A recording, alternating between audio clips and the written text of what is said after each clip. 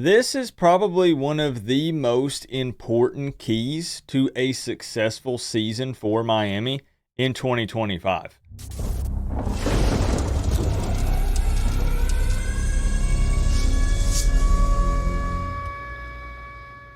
What's going on, Canes fans? It's finally time to fire up the old hypothetical machine, so get ready for some game predictions, way too early season predictions, and even some conference tier list. We might even throw in some bold predictions as well. But first, I want to talk about something that has plagued Miami for many years, and it needs to change this year. And it's November games. Once November arrives, most of the cupcake and non-conference games are over. It's the final push. This is when you should, really, if you think about it, be playing some of your best football. And let's just be real here. Under Mario Cristobal, the team has really struggled in these November games. If we go back and take a look at his first year, the Canes went 1-3 in November. 2023, they also went 1-3, and then finally last year, it did improve at 2-2, but losing to Georgia Tech and Syracuse felt terrible. It cost Miami a shot at the ACC championship game and even potentially the college football playoffs. Now, we all know that the defense would have folded and let us down either way, but that's a different topic for some other video. The point is this. Miami must win the November games this season because starting off strong really doesn't mean anything if you're just going to crap the bed on the tail end of the season when it really matters. When you get down to the nitty gritty and you're trying to grind out those ACC games. You could lose the Notre Dame and Florida game, and I get it. Let's pray that doesn't happen because winning is always better than losing. But you could lose both of those games, and everybody's going to be chirping and yapping and running their mouth on social media about it, making fun of the Canes. But you could lose both of those games and still actually be okay if you can find a way to run the table in the ACC and make it to the conference championship game. And again, when we look at those November games, the ones we're talking about, it's all ACC games. That's where it really starts to get tough. At least for Miami anyways. Those November games are just so important, and this team needs to find a way to handle business this time. And guess what?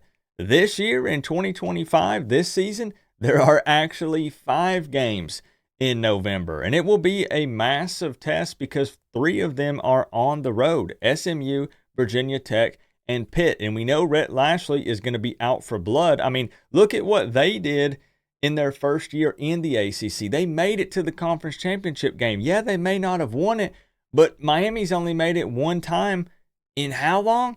SMU made it in their first season. I don't want to play in Blacksburg in late November. We can talk about how Virginia Tech might not be this or they might not be that, but it doesn't change the fact that Miami struggles in the November games, and this schedule is pretty rough the way that it's set up for Miami. Now, on the bright side, I mean, this is a good thing, I guess, but Miami actually doesn't even leave the state of Florida until these November games get here. Some people say that's a bonus, and I see both sides to this argument because getting to stay in your home state, not having to travel very far for quite some time, you know, that can feel good, that can play out in your favor. But then all of a sudden November hits, you get to that gauntlet of games here, 5 of them in total, and it's kind of rough, man. And the 3 that they have to play away, and then Pitt there on the road as well.